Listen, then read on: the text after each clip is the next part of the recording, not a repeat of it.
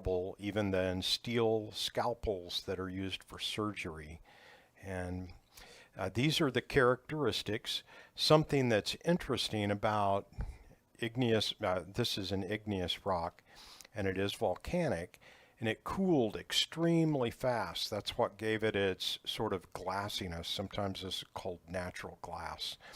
And volcanic material is either felsic or mafic, and usually, not always, but usually darker colored igneous rocks are mafic, but in this case it is not. This is felsic material, which has a lot of silicate, oxygen, and aluminum even, whereas mafic material tends to have a lot of magnesium and iron.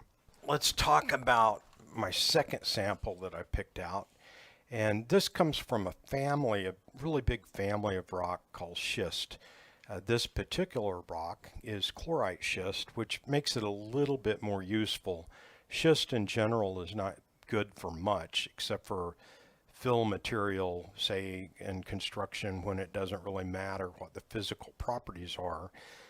Other than that, it's almost kind of a useless rock, but the chlorite in here can be useful in some instances if it's extracted.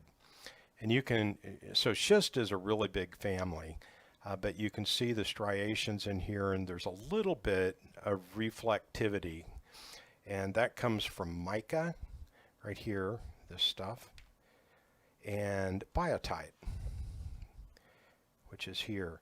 And because schist has this in there, it makes it kind of crumbly, and it's not very hard, but it's reasonably easy to identify.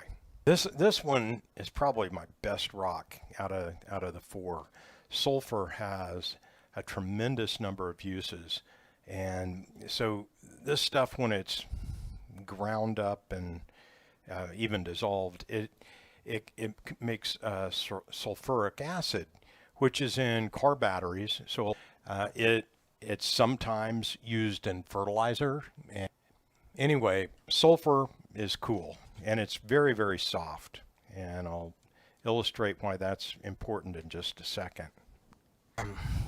This one, which in my box was labeled as siltstone, and when I tested it against my others, for example, I found out that obsidian scrapes it,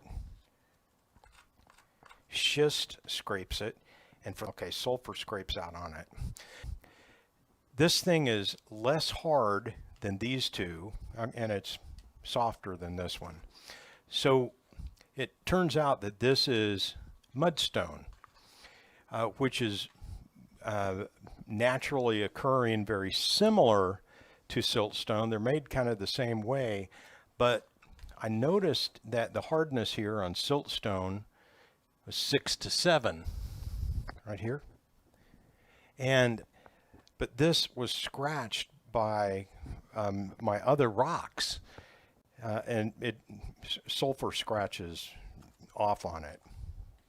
So it's a kind of between a 2 and 3 hardness, and you could use your fingernail, which has a hardness of 2.5 on the Mohs scale. And so I'm going to call this mudstone, not siltstone, which makes it a little bit more useful, because siltstone is not good for much, honestly. But mudstone is. It can be used in helping to make cement, or it can be useful in building roads, for example. So anyway, I have mudstone, not siltstone. The box was wrong. 2, 3, the box 4. was wrong. The box was wrong.